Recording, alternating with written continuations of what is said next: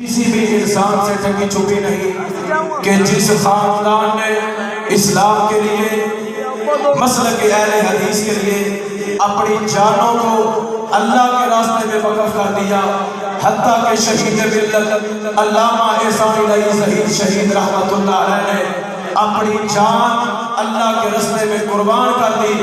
اس باپ خطیب ابن خطیب علامہ ابن علامہ خانوادہ ظہیر محترم جناب مولانا حافظ قیم الہی ظہیر صاحب حافظہ اللہ تعالی، اور ہمارے لیے نہایت خوشی کی بات ہے کہ آج ہماری کانفرنس میں ہماری ضلعی قیادت محترم جناب امیر مرکزی جمعیت اہل حدیث پاکستان مرکزی جمعیت اہل حدیث ضلع اوکارا محترم جناب میاں محمد اسلم صدیقی صاحب تشریف لائے ہیں۔ میں ان کا بھی تہہ دل سے شکر گزار ہوں، اور محترم جناب میرے بڑے پیارے بھائی ملک محمد افضل شیرازی صاحب چیئرمین قرآن و سنہ موومنٹ ضلع اوکارا، میں ان کا بھی شکر گزار ہوں کہ انہوں نے اپنا قیمتی وقت نکالا اور ہماری کانفرنس میں تشریف لائے۔ خطاب کے لیے تشریف لا چکے ہیں محترم جناب حافظ قیم الہی ظہیر صاحب۔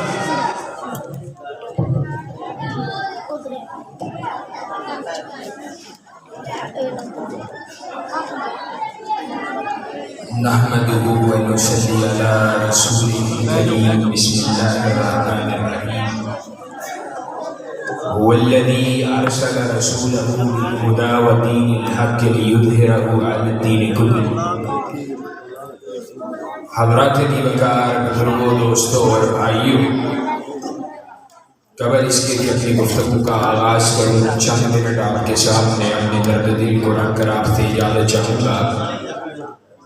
سب سے پہلی بات یہ ہے، مجھے بار بار اسٹیج سے علامہ کہا گیا ہے، میں علامہ نہیں، دین کا ادنا سا طالب علم ہوں، کتاب و سنت کا ادنا سا خادم اور نوکر ہوں، اور آرزو اور تمنا یہ ہے کہ اللہ رب العزت مجھے کتاب و سنت کے علم اور اس کے موتیوں کو چننے کی توفیق عطا فرمائے۔ اس کے باوجود علامہ کہلوانے کا کوئی شوق نہیں ہے۔ حضرات علی وقار، نبی کریم جناب محمد رسول اللہ صلی اللہ علیہ وسلم دنیا میں تشریف لائے، ضلالتوں، گمراہیوں اور تاریکیوں کے عجیب سائے منڈلا رہے تھے، اور ساری چار سو تمام اطراف سے ضلالتوں نے، گمراہیوں نے دنیا والوں کو، اہل دنیا کو، کائنات والوں کو، انسانیت کو گھیرا ہوا تھا۔ لوگ پستی کا عالم یہ تھا، ذلت کا عالم یہ تھا کہ ایک دوسرے کے ساتھ گھوڑا دوڑانے کے اوپر جھگڑا، آگے نکلنے پہ جھگڑا، قدم آگے بڑھانے پہ جھگڑا، ایک دوسرے کے خون کے پیاسے، ایک دوسرے کے خون کو پینے کی تمنا رکھنے والے، عورتوں سے ظلم کرنے والے، ایام حیض کے اندر عورتوں کو کمروں میں بند کر کے جانوروں والا سلوک کرنے والے، بیٹیوں کو زندہ درگور کرنے والے، اور طوائفیں اپنے گھروں کے اوپر جھنڈوں کو لہرانے والیاں کہ آؤ ہم سے بدکاری کرو، چکلوں کو چلانے والے۔ اور یہ عالم تھا کہ اگر کسی صاحب ہیبت، صاحب حشمت، اپنے آپ کو صاحب وقار سمجھنے والے کے کسی چادر کے اوپر چلتے چلاتے کسی غریب، کسی مسکین، کسی فقیر کا قدم آ جاتا تو وہ اس کو بدلے کے اندر چپیڑ مارتا، یا اس کو اس کی جان کو سلب کرنے تک بھی جایا کرتا تھا۔ نبی کریم جناب محمد رسول اللہ صلی اللہ علیہ وسلم کو ایسے عالم کے اندر ضلالت و گمراہی کے اندر ڈوبی ہوئی بستی کی طرف بھیجا گیا، ایسے علاقے کی طرف بھیجا گیا۔ نبی کریم صلی اللہ علیہ وسلم نے اس قوم کی رہنمائی کا فریضہ جو اللہ رب العزت نے کائنات کے امام کو سونپا تھا وہ ادا کیا۔ ایسے عالم کے اندر ایک بات جو سمجھنا نہایت ضروری ہے، عرب جس کی جغرافیائی حدود کا عالم یہ تھا کہ قبیلوں کے اندر بٹے ہوئے، ٹکڑوں کے اندر بٹے ہوئے چھوٹے چھوٹے قبیلے کی سرداریاں اور پھر ان سرداریوں کے آپس میں جھگڑے، ان قبائل کی آپس میں جانی دشمنی، ایک دوسرے کے مال کو لوٹنا، ایک دوسرے کی عزت کو پامال کرنا، یہ عرب کے لوگوں کا شیوا اور شعار تھا۔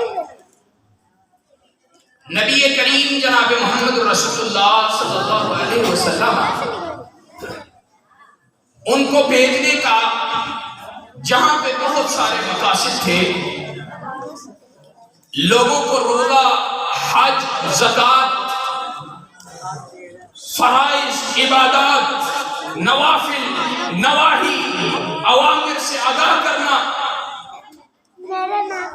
کرنے کے کام بتلانا، نہ کرنے کے کاموں سے آگاہ کرنا، زندگی گزارنے کا طریقہ سمجھانا۔ نبی کریم جناب محمد رسول اللہ صلی اللہ علیہ وسلم کے بعثت کے مقاصد میں سے، اور نبی کریم جناب محمد رسول اللہ صلی اللہ علیہ وسلم کی بعثت کے مقاصد میں اولین مقصد عقیدہ توحید کا اطلاق تھا۔ نبی مکرم صلی اللہ علیہ وسلم نے چھوٹی چھوٹی چیزوں کے حوالے سے آگاہ کیا، رفع یدین سے لے کر سلام کے پھیرنے کے طریقے تک، نماز کے ہر جز کو بیان کیا۔ اور یہ صرف ایک ہی بات ہے، روزہ، حج، زکوٰۃ، کوئی ایک شے یا تو شریعت اس کی صراحت کے ساتھ وضاحت کرتی ہے یا اجمالاً اس کی طرف رہنمائی دیتی ہے، امت کے لیے اس کے اندر رہنمائی موجود ہے۔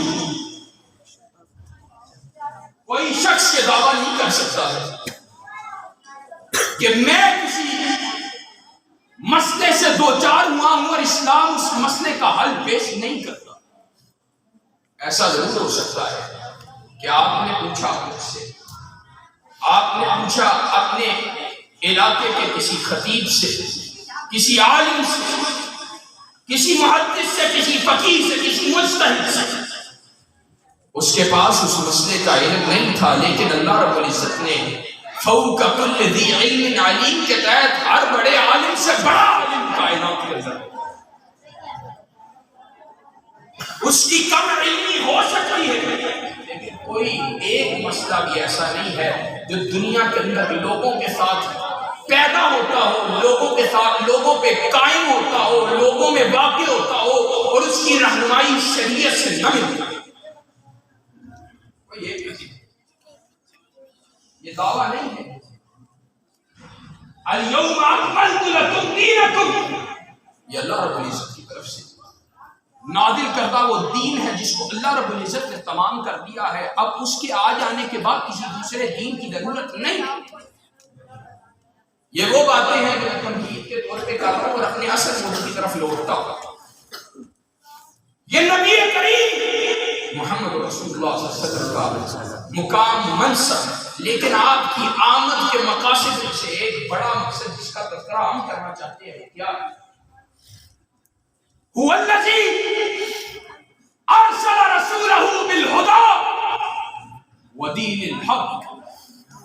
ودين الحق ليظهره على الدين كله، کائنات کے امام کو بھیجا اور مقصد یہ کہ کہ اب کائنات کے امام کے آ جانے کے بعد کوئی دوسرا دین کائنات کے اوپر چل سکتا نہیں ہے. غلبہ اگر کسی کو ہونا چاہیے، غلبہ اگر کسی کے نصیبے میں ہے، یا غلبہ اگر کسی کی ڈیمانڈ ہے، وہ اسلام کی ہے، وہ کائنات کے امام کے نظام کی ہے، وہ کائنات کے امام کی عطا کردہ شریعت اور نظام اور راستے اور طریق کی ہے. اور ابن قیم نے، لوگوں نے کہا کہ یہ غلبہ جس کو اللہ رب العزت نے نبی کریم صلی اللہ علیہ وسلم کی بعثت کے ساتھ اہل اسلام اور نبی کریم صلی اللہ علیہ وسلم کے دین کے ساتھ لکھ لیا ہے، وہ غلبہ دلائل کے میدان میں ہے.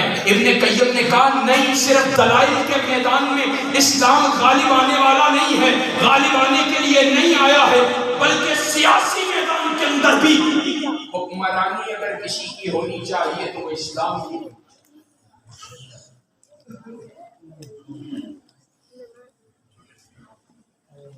کائنات کے رب نے کہا ان الدین عند اللہ الاسلام، دین اللہ کے نزدیک صرف اسلام ہے.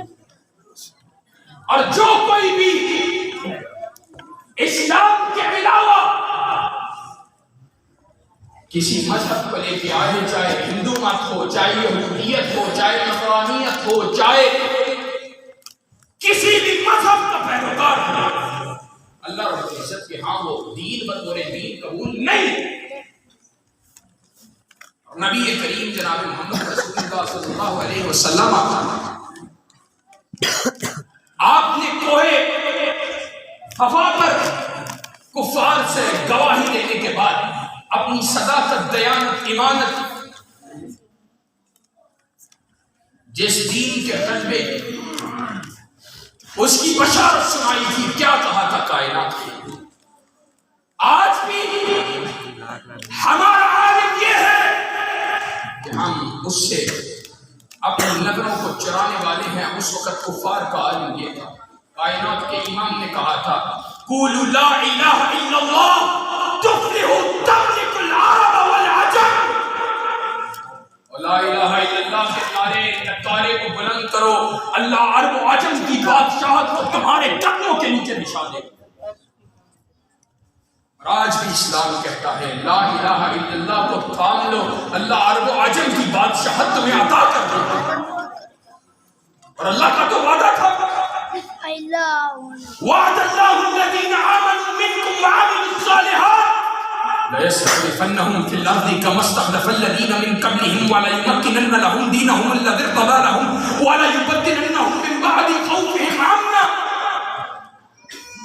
کہ اللہ تو خلافت عطا کرے گا، لیکن خلافت عطا کن کو کرے گا؟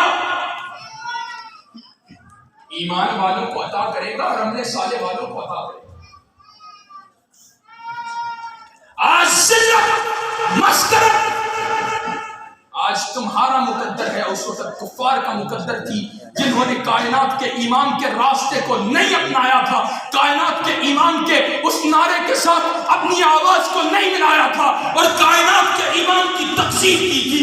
کائنات کے امام کو خریدنا چاہا، لالچ دینا چاہا، اللہ رب العزت کے دین اور قانون کے اندر اپنی شراکت کو چاہا. آج بھی لوگ چاہتے ہیں کائنات کے رب کے دین کے اندر شراکت کو چاہتے ہیں، اس کے نظام کے اندر شراکت کو چاہتے ہیں. اور مولوی صاحب آپ کی بات کو قبول کرتے ہیں، نفاذ اسلام ضروری ہے، لیکن جناب ہماری بھی بڑی محنت ہے، ہماری بھی بڑی قربانیاں ہیں، ہمارا جناب اس کے بغیر گزارا نہیں ہے. ہم بھی اپنی حصہ چاہتے ہیں، تم شخص حصے کا مطالبہ کرنا چاہتے ہیں. اس وقت بھی کفار نے کہا تھا ہم تم سے حصے کا مطالبہ کرنا چاہتے ہیں. وہ کائنات کے امام تم کو عورت کی حسینہ کے ساتھ تمہاری شادی کروانے کے لیے تیار ہیں، مال و دولت کے ڈھیر تمہارے قدموں کے اندر بچھانے کے لیے تیار ہیں، مکہ کی سرداری تمہیں دینے کے لیے تیار ہیں. کائنات کے امام نے کہا تھا مجھے تمہاری شراکت قبول نہیں ہے، میرے ایک ہاتھ کے اندر سورج رکھ دو، دوسرے ہاتھ کے اندر چاند رکھ دو، محمد رسول اللہ کو. یہ بات تو گوارا ہے، لیکن دعوت توحید سے دستبرداری گوارا نہیں. آج بھی ہمارا اعلان یہ ہے، ہمیں ہر شے گوارا ہے لیکن محمد رسول اللہ صلی اللہ علیہ وسلم کے دین سے دستبرداری گوارا نہیں. اور یہ تو عید کے تقاضوں میں سے نہیں. سوچ کی بات، آج کوئی چھوٹے سے 4 مرلے 3 مرلے 2 مرلے کے گھر کا مالک بن جائے. مولانا آج ہوتے ہیں اپنی گفتگو کو سمیٹنے کی طرف جا رہا ہوں. آج 2 مرلے 3 مرلے کا کوئی مالک بن جائے، اس کا عالم پتہ ہے کیا ہوتا ہے؟ کوئی ساتھ محلے والا، کوئی رشتہ دار، کوئی مخلص یا غیر مخلص اس کو مشورہ دیتے ہیں، یار تم اپنے گھر کے معاملات کو یوں چلا لو، فلاں جگہ کے اوپر شادی نہ کرو، فلاں جگہ پہ شادی کر لو. اور وہ نہ چاہتا ہو کہ میرے گھر کے معاملے میں کوئی دخل اندازی کرے، تو وہ صاف کہتا ہے بھائی میرے گھر کا معاملہ ہے، تو کون ہے؟ تو کون ہے مشورہ دینے والا؟ تو کہاں سے مشورے کو لے کے آیا ہے؟ یہ 4 مرلے کی 4 دیواری جو تیری اپنی ملکیت نہیں ہے بلکہ کائنات کے رب کی عطا کردہ ہے، تو اس کے اوپر کسی دوسرے کے حکم کو نہیں، کسی دوسرے کے مشورے کو نہیں قبول کرنے کے لیے تیار نہیں ہے، تو پھر کتنا ظالم ہے، کتنا کوتاہی ہے کہ اللہ رب العزت کی بنائی ہوئی زمین کے اوپر اوروں کے نظام کو نافذ کروانے کے لیے تو تیار ہو جاتا ہے بلکہ سہولت کاری فراہم کرتا ہے. کیا تیری حکمرانی تیری اولاد کے اوپر، تیرے ماں باپ کے اوپر، تیرے ماں باپ کے اوپر تیرا حق، تیری اولاد پہ تیری حکمرانی، تیری بیوی پہ تیری حکمرانی، تیرے گھر پہ تیری حکمرانی، کیا اس کا موازنہ بھی کیا جا سکتا ہے اللہ رب العزت کی پوری کائنات کے اوپر حکمرانی کے ساتھ؟ کہ جس نے ہمیں پیدا کیا، اور میں یہ کہا کرتا ہوں کائنات کی سب سے کمپلیکس ترین مشین کو پیدا کیا، سب سے زیادہ پیچیدہ مشین بنائی، اس سے زیادہ پیچیدہ کوئی مشین نہیں. یہ چھوٹی سی مشین ہے جس نے بنائی ہے، اس نے ساتھ اتنا سا ایک مینول، ایک کتابچہ دیا ہے، اس پہ لکھا کیا ہے؟ اس مشین کے ساتھ یہ معاملات کرو گے یہ مشین صحیح چلے گی، یہ معاملات کرو گے گارنٹی نہیں ہے یہ مشین خراب ہو جائے گی، یہ مشین صحیح کام نہیں کرے گی. تو اللہ رب العزت کی بنائی ہوئی یہ سب سے زیادہ پیچیدہ مشین، اس کے ساتھ اللہ رب العزت نے کتاب و سنت کی صورت کے اندر ایک ڈاکومنٹ کو، ایک کتاب کو نازل کیا ہے، ایک اللہ رب العزت نے احکامات کا ایک سلسلہ نازل کیا ہے کہ یہ پیچیدہ مشین بھی اس سلسلے کے بغیر چل سکتی. آج پوری انسانیت ذلت سے ہو جائے، مسکن اس کا بچہ، اور ہمارا آگے پتہ ہے معیشت کا روحان ہونا ہر وقت. جناب معیشت کے معاملات بڑے خراب ہیں، ملک معیشت کے اعتبار سے جناب تباہ ہو چکا ہے. اور کیا تھا مسلمان کے پاس؟ کائنات کا امام جب چلا کیا تھا؟ ٹوٹی تلواریں، بچاؤ کے لیے کبھی زرہ بھی نہیں، کبھی ڈھال بھی نہیں، تلواروں کو پکڑنے کے لیے دستے بھی نہیں، صحابہ کے جوتوں کے لیے صحابہ کے پیروں میں جوتے بھی نہیں، وہ پیوند لگائے لباس پہننے والے. پوری کائنات کی دولت اللہ رب العزت نے ان کے پیروں کے لیے رونگی کہ نہیں رونگی؟ اللہ رب العزت نے کلام اللہ کے ثمر کا اعلان فرمایا، وَلَوْ أَنَّهُمْ أَقَامُوا التَّوْرَاةَ وَالْإِنْجِيلَ وَمَا أُنزِلَ إِلَيْهِمْ لَأَكَلُوا مِنْ فَوْقِهِمْ وَمِنْ تَحْتِ أَرْجُلِهِمْ.